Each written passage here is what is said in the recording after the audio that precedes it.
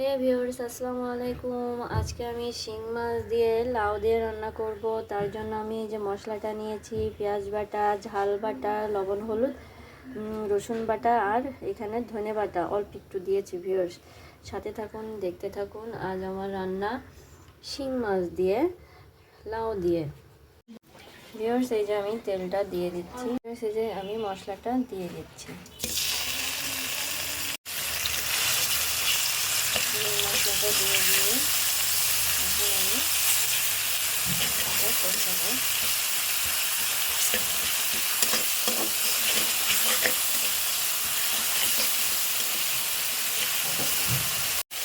এবার আমি মাছটা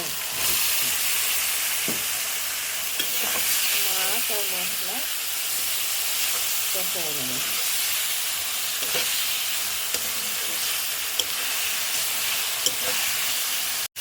একটু পানি দিয়ে দিচ্ছি।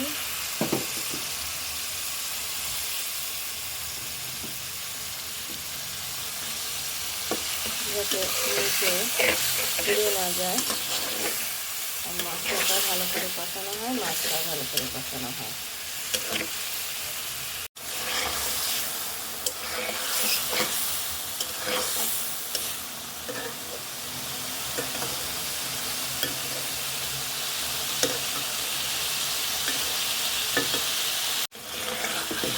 দেখুন মাছ আর মশলা একসাথে আমার এই যে কষানো হয়ে গেছে। এবার আমি মাছগুলো এক এক করে উঠিয়ে ফেলবো। তার কারণ হলো মাছ যদি আমি দিই তাহলে একসাথে মাছটা ভেঙে যেতে পারে। তার জন্য আমি এটা আগে থেকে উঠিয়ে নিচ্ছি। এইবার আমি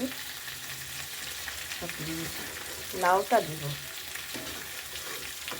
এই মশলার ভিতরে।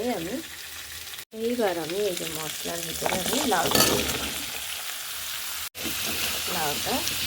কষাই নেব।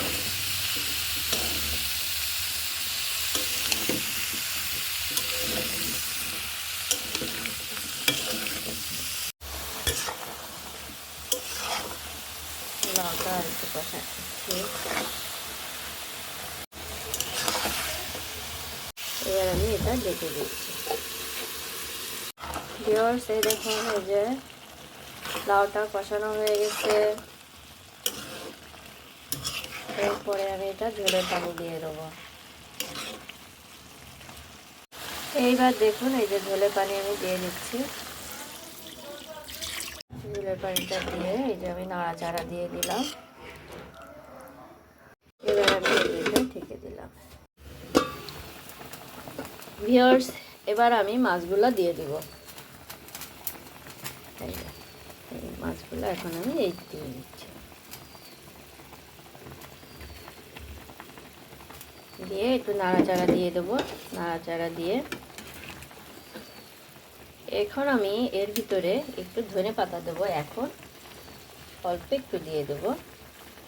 নামানোর কিছুক্ষণ আগে আর একটু দেব। আপনারা একবারও দিতে পারেন, আবার অল্প অল্প করেও দিতে পারেন। দিয়ে আমি এই যে ভিউয়ার্স তৈরি হয়ে গেল শিং মাছ দিয়ে লাউ দিয়ে তরকারি রান্না।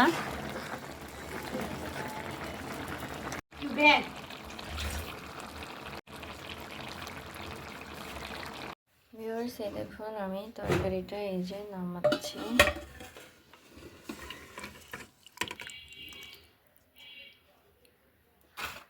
এই আমার শিং মাছ দিয়ে লাউ দিয়ে তরকারি রান্না হয়ে গেল। ভিউয়ার্স আমার এই রান্নাটা আপনাদের যদি ভালো লেগে থাকে তাহলে একটু লাইক করবেন, শেয়ার করবেন, সাবস্ক্রাইব করে দেবেন একটু বেশি বেশি করে।